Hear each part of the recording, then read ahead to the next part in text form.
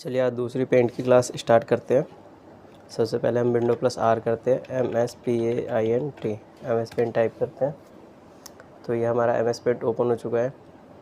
ठीक है, मैंने पहले आपको टूल्स के बारे में बताया था, ब्रश के बारे में, शेप्स के बारे में और कलर्स के बारे में। तो अब बात करते हैं इसके files, edit, view, shape, undo, redo. तो सबसे पहले बात करते हैं फाइल में क्लिक करते हैं, देखते हैं न्यू फाइल है। इसकी शॉर्टकट की Ctrl+N। सपोज दैट आपने कुछ बनाया है इस पर, यहाँ से कलर वगैरह सब कर दिया आपने। ठीक है, अब आप चाहते हैं कि मैं कोई न्यू फाइल ले लूँ।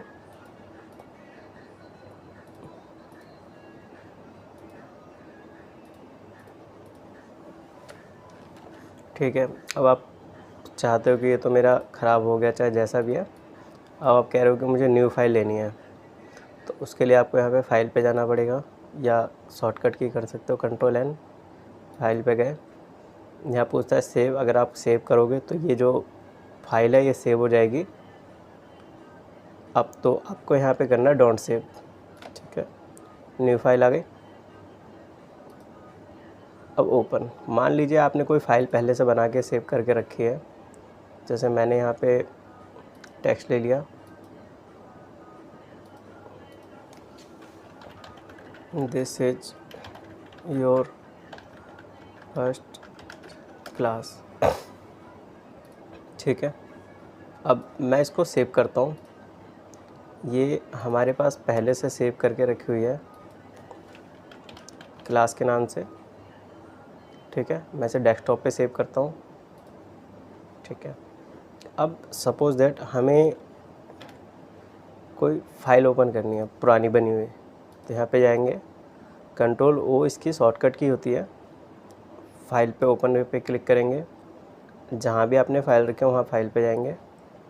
अब यहाँ पे ये क्लास के नाम से फ़ाइल है, तो इसे ओपन करेंगे। ये जो पहले वाली फ़ाइल है, ये पूछ रहा है क्या इसको आप सेव करना चाहते हो, तो हमें नहीं सेव करना। तो यहाँ हमारी फ़ाइल क्लास आ गई, पुरानी जो पहले की फ़ाइल थी। मैं दोबारा बता देता हूँ। ठीक है, सपोज़ दैट हमें कोई अपनी फ़ाइल ओपन करनी है पुरानी। फाइल ओपन, जहाँ भी आपने फ़ाइल रखी होगी वहाँ पे जाना है। ये फ़ाइल का नेम है, ओपन करेंगे तो ये हमारी पहली फ़ाइल थी, तो ये ओपन हो गई। ठीक है, इंपोर्ट फ्रॉम कैनवास।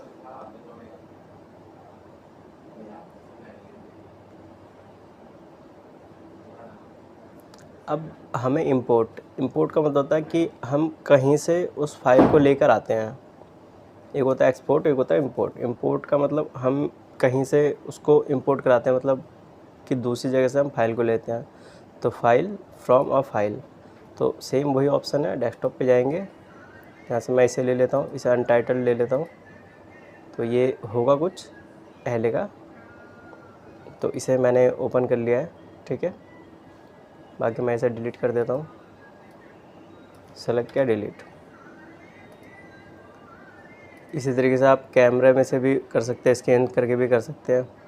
रिसेंट का मतलब होता है कि अभी तक हमने कौन कौन सी फाइलें खोली है, क्लास, लोटस, और ये तो हम लेकर आ सकते कहीं से फाइल। तो क्लास हमने ओपन करी है, ये हमारा क्लास का जो फाइल है, ये हमने अभी रिसेंट में यूज करी थी, तो ये रिसेंट वाली क्लास होती है। सेव, मान लीजिए कोई आपने फाइल बनाई, अब आप उसको रखना चाहते हो। ठीक है, आपने एक बहुत अच्छी ड्राइंग करी है, तो उसे आप रखना चाहते हो, तो आपको उसको क्या करना है, सेव कर देना कहीं। मैंने फाइल बनाई, मुझे अच्छी लगी, तो मैंने इसे सेव कर दिया। ठीक है, यहाँ पे जाएंगे, सेव करेंगे, Ctrl+S इसकी शॉर्टकट की है। अब ये फ़ाइल हमेशा के लिए सेव हो गई, मैंने इसे कट कर दिया। अब इस फाइल को ओपन करना है हमें, तो देखिए ये हमारी फ़ाइल है। ठीक है, इसे ओपन करेंगे तो ये एक इमेज में भी खुल जाएगा और ये एक MS पेंट में भी खुल जाएगा। ये सब बड़ा छोटा कर सकते हो आप। ठीक है, तो MSPAINT अब देखिए यहाँ पे जाएंगे, फाइल पे, ओपन पे जाएंगे। क्लास के नाम से थी, मैंने क्लास के नाम से ही सेव कर दी थी, इसे ओपन कर दिया। ठीक है, तो ये हमारी सेव वाली फाइलों को हम कहीं भी छुपा के रख सकते हैं, किसी भी ड्राइव में, कहीं भी।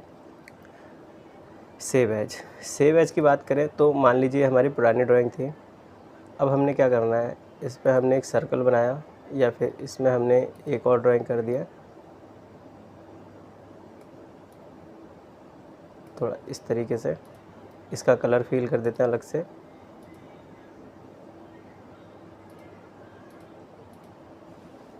ठीक है, अब अगर मैं सेव करता हूँ तो ये हमारी पहली वाली फ़ाइल के साथ अटैच हो जाएगी, तो फाइल एक ही बनेगी। सेव एज में क्या होता है, जो मेरी पुरानी फ़ाइल थी, ठीक है, जो मेरी पुरानी फ़ाइल थी वो वैसी की वैसी ही रहेगी। जो मेरी पुरानी फ़ाइल थी वो वैसी की वैसी ही रहेगी। ये जो फाइल में जो ये एक्स्ट्रा ऐड हुआ है या कुछ भी ऐड किया है आपने या हमने वो अलग से सेव होगी। चलिए सेव करते हैं। मैं PNG फॉर्मेट में कर देता हूँ, JPG में करता हूँ। मैं JPG में करता हूँ पहले।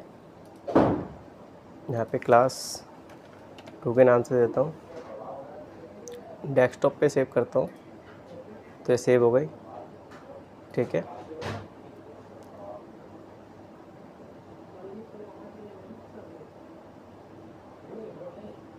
तो देखिए ये मेरी पहली फ़ाइल थी, ऐसी की ऐसी है। ठीक है, ये मेरी दूसरी फ़ाइल हो गई जो मैंने किसी दूसरे नाम से सेव करी थी।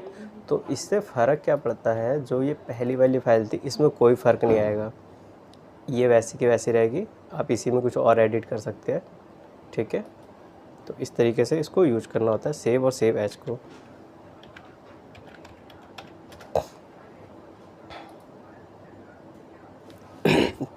आप चाहो तो यहाँ पे अलग अलग फॉर्मेट में कर सकते हो, जैसे जिफ होता है, BMP होता है, PNG होता है। PNG में आप इमेज को अगर जूम करते हो, बड़ा करते हो, तो उसके पिक्सल्स नहीं फटते। पिक्सल्स भी बहुत अच्छी चीज़ है, वो बाद में बताएंगे। BMP फॉर्मेट होता है, जिफ फॉर्मेट होता है, अदर फॉर्मेट होते हैं, बहुत सारे फॉर्मेट होते हैं, तो अलग अलग फॉर्मेट से। फ़ोनों के लिए नॉर्मल JPG चलता है, हर चीज़ के लिए JPG चलता है। प्रिंट इसको आप छोड़ दीजिए, जब आप प्रिंट लेना चाहो तो ले सकते हो यहाँ पे। ठीक है, इसका जो शॉर्टकट की वो Ctrl+P होता है। शेयर, किसी को फाइल शेयर करनी हो तो आप यहाँ से कर सकते हो, बट इतनी जोत कभी पड़ती नहीं है।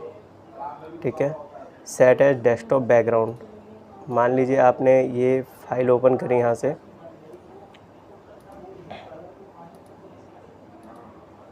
अब आप इसे बैकग्राउंड में लगाना चाहते हो तो यहाँ से set as background. Fill tile center, center का मतलब होता है कि जितना ये इमेज का साइज़ है सिर्फ उतने में ही होगा। ठीक है, हो गया सेव, जितना था।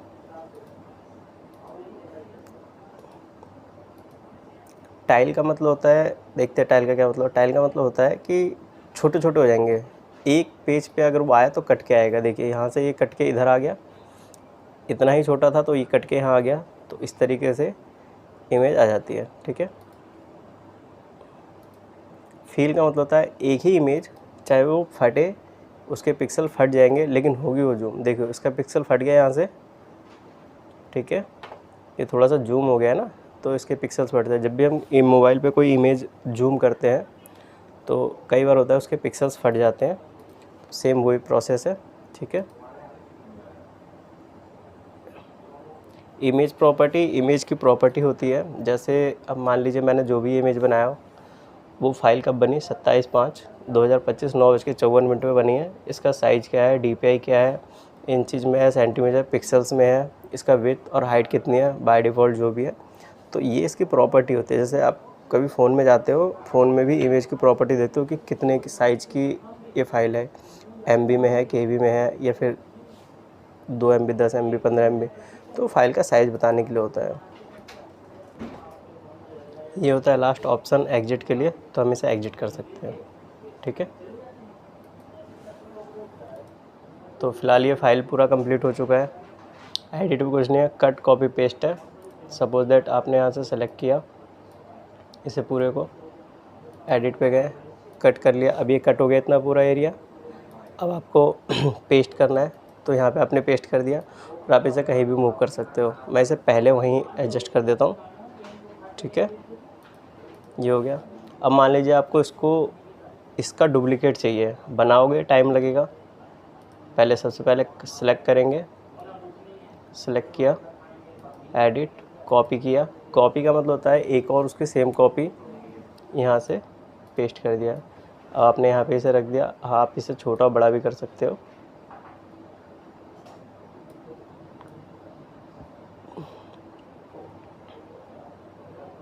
अब देखिए इसका ये बैकग्राउंड नहीं हट रहा, तो बैकग्राउंड हटाने के लिए क्या करेंगे, यहाँ से ट्रांसपेरेंट सिलेक्शन।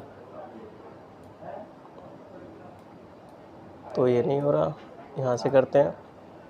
ठीक है, इसे बाद में देखेंगे, फ़िलहाल आप इसे कहीं भी रख सकते हो। ठीक है, मैंने रख दिया। कट के लिए कंट्रोल X होता है, कॉपी के लिए कंट्रोल C होता है और पेस्ट के लिए कंट्रोल V होता है। तो आप इसे नोट डाउन कर लीजिएगा।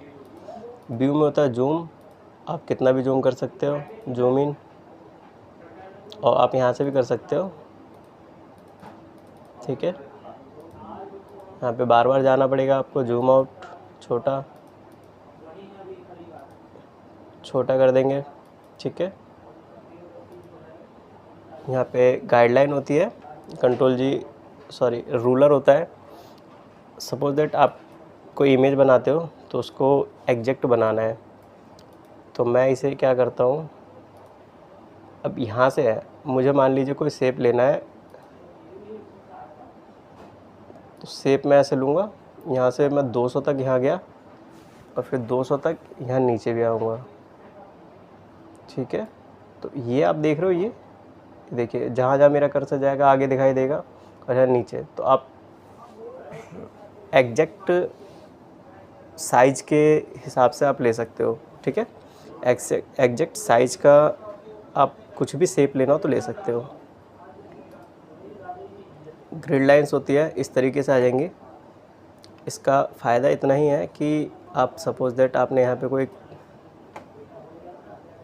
शेप बनाया, सेम इसी के साइड में आपको सेम साइड चाहिए, तो आप यहाँ पे कॉपी कीजिए, पेस्ट हो गया।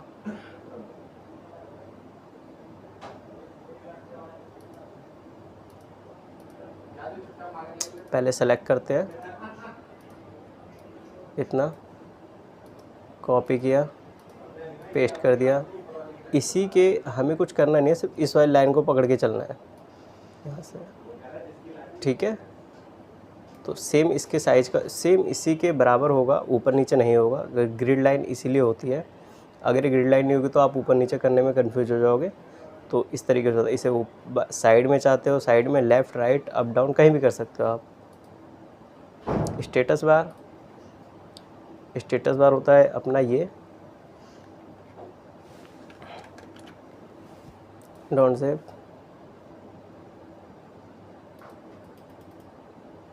ठीक है, अभी हमारा हो गया। अब स्टेटस बार करते हैं। देखिए स्टेटस बार से ये आ गया, इसे हटा दिया, स्टेटस बार से नीचे आ गया। अब देखिए जो ये पेज है, हम पेज पे कहीं भी जाएंगे ना, हमारा ये जो पेंसिल होता है वो शो करता है। ये होते हैं पिक्सल्स। मान लीजिए ये चीज़ होती है पिक्सल्स। ठीक है, मैं इधर जा रहा हूँ तो यहाँ पे आप देखिएगा, यहाँ पे ऊपर नीचे करता हूँ तो देखिए यहाँ पे गया पेज। अब मैं नीचे आता हूँ तो ये दिखाता है उसकी विड्थ पे कितनी है, विड्थ। अब मैं इधर जाता हूँ तो ये इसकी लेंथ दिखा रहा है। मतलब पेज का होता है एक हाइट और एक विड्थ। तो इधर से जाएंगे तो विड्थ दिखाई देगा कि कितने पिक्सल्स पे मैं गया हूँ, इधर से करूँगा तो कितने हाइट पे। तो ये होता है। ठीक है, इसका बहुत अच्छा बेनिफिट यूज है। ये होता है हमारा पेज का साइज़ कितना है, देखिए। ठीक है, ये हमारा पेज का साइज़ शो करता है। अगर मैं इसको जूम करता हूँ तो हो गया ये आगे इसके साइज़। यहाँ से आप उसका परसेंटेज देख सकते हो, 100%। यहाँ से जूम कर सकते हो, तो ये उसका साइज़ होता है। फुल स्क्रीन पे देखना चाहते हो F11 प्रेस करोगे, फुल स्क्रीन आ जाएगी। जो भी आपने बनाया हो उसे फुल स्क्रीन पे देख सकते हो। एस्केप का बटन दबा दोगे, कीबोर्ड में सबसे ऊपर लेफ्ट हैंड साइड होता है ESC एस्केप, तो बाहर हो जाएगा। थंबनेल, आप जो भी ड्राइंग करते हो वो आपको यहाँ पे दिखाई देगा बनता हुआ। ठीक है, तो जो भी होता है ये थंबनेल होता है। ठीक है, जो बनाओगे वो यहाँ पे छोटा सा लाइक डिस्प्ले में दिखाई देगा कि आप क्या कर रहे हो। सेव होता है, बता चुका मैं ऑलरेडी।